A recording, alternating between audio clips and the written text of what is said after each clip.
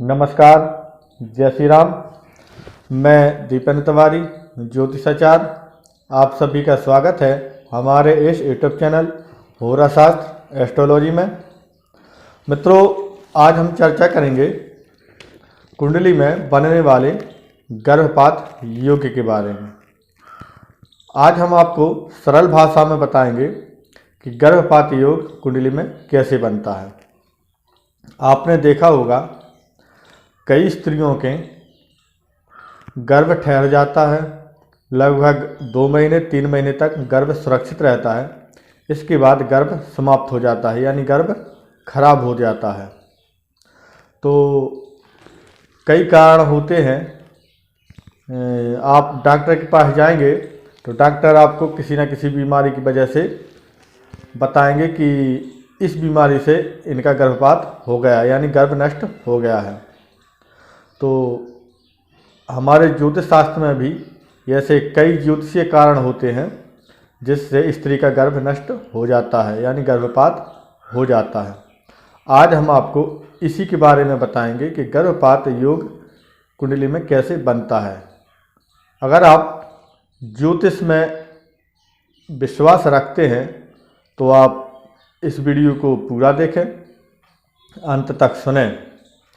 और आप ज्योतिष सीख रहे हैं तो आपको यह योग याद कर लेना चाहिए और अपनी डायरी पर भी लिख लेना चाहिए, क्योंकि अगर आप ज्योतिष का अध्ययन कर रहे हैं तो आपके पास ऐसे कई लोग आएंगे जो आपसे यही प्रश्न पूछेंगे कि हमारी पत्नी का गर्भपात क्यों हो जाता है। तो उसके लिए यह सूत्र बहुत ही उपयोगी होंगे। ज्योतिष शास्त्र में कई सूत्र होते हैं जिससे पता लगता है कि स्त्री का गर्भपात क्यों हो जाता है। तो पुत्र प्राप्ति के लिए हमें पुरुष की कुंडली और स्त्री की कुंडली दोनों को देखना चाहिए। अगर बात है गर्भपात की तो विशेषकर स्त्री की कुंडली में देखना चाहिए कि स्त्री का गर्भपात क्यों हो रहा है। तो इसके बारे में हम आपको सरल भाषा में समझाने की कोशिश करेंगे और हमें उम्मीद है कि आपको हमारे द्वारा बताए गए सूत्र समझ में आ जाएंगे। आगे बढ़ने से पहले आपसे निवेदन है कि हमारी वीडियो को लाइक कर दिया करें, शेयर भी कर दिया करें और हमारे चैनल को सब्सक्राइब भी कर लें, जिससे जो भी हम ज्योतिष संबंधित वीडियो बनाएं और वीडियो यूट्यूब पर अपलोड करें तो वह वीडियो आप तक सबसे पहले पहुंच सके और आप ज्योतिष का लाभ उठा सकें। तो मित्रों, अब हम बात करते हैं गर्भपात योग की कि कुंडली में गर्भपात योग कैसे देखा जाता है।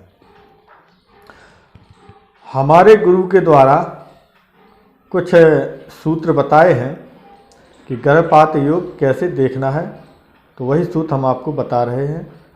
और यह सूत्र कुल 8-10 सूत्र हैं। इन सूत्रों को अपनी डायरी पर भी लिख सकते हैं और इसको याद भी कर सकते हैं अपनी कुंडली पर और अन्य किसी की भी कुंडली पर इसको अप्लाई करके देखें और यह सूत्र कितने सही साबित होते हैं उसको। अगर आपको यह सूत्र पसंद आ जाए और कुंडली को यह सूत्र आप किसी की कुंडली पर लगाएं और सही लगे तो आप हमें कमेंट करके ज़रूर बताएं कि आपके द्वारा बताए गए सूत्र सही है।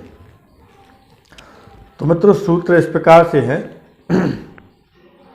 पंचम भाव पर यदि सूर्य या फिर मंगल की पूर्ण दृष्टि हो तो गर्भपात के योग बन जाते हैं, स्त्री का गर्भपात हो जाता है। दूसरा कारण है, यदि मंगल पंचम भाव में स्थित हो और उस पर शनि की दृष्टि हो तो भी गर्भपात हो जाता है। अगला नियम है, चंद्रमा सप्तम भाव में स्थित हो, षष्ठेश सप्तम भाव में ही बैठा हो और षष्ठम भाव पर शनि की दृष्टि हो तो भी गर्भपात के योग बन जाते हैं। मंगल गुरु की युति हो या फिर मंगल शुक्र की युति अष्टम भाव में हो तो भी गर्भपात योग बन जाता है।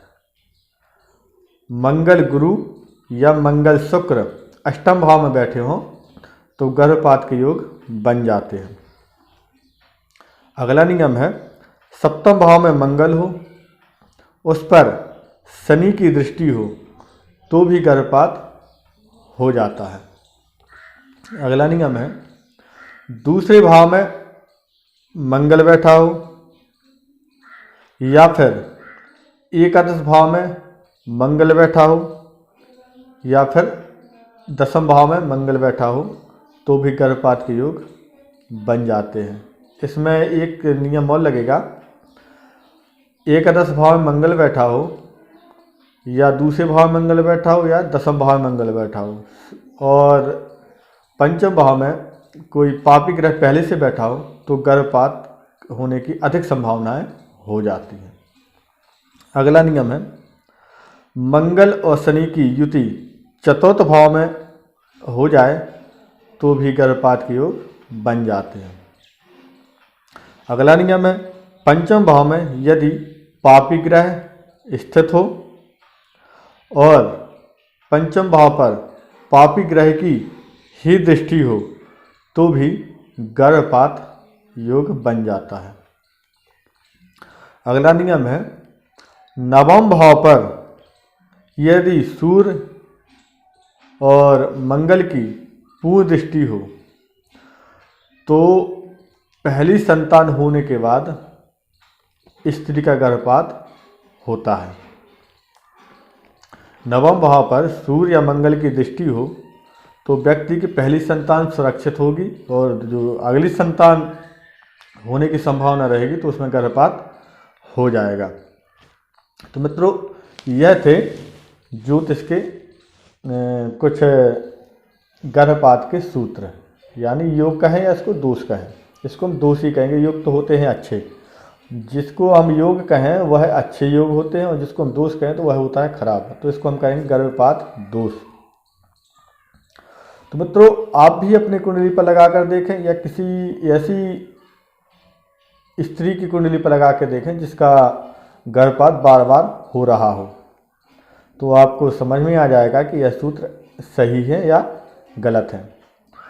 इन सूत्रों को हमने भी कई कुंडलियों पर लगाया है तो लगभग सही साबित हुए हैं। और हम आपको यहाँ एक बात और बता दें, अगर ऐसे योग बन रहे हैं, अगर इन ग्रहों पर शुभ ग्रह की दृष्टि आ जाए और शुभ ग्रह का प्रभाव हो जाए तो गर्भपात नहीं होता है, लेकिन पुत्र उत्पन्न होने में समस्या बहुत आती है, यानी समय बहुत लग जाता है, लेकिन पुत्र हो जाता है।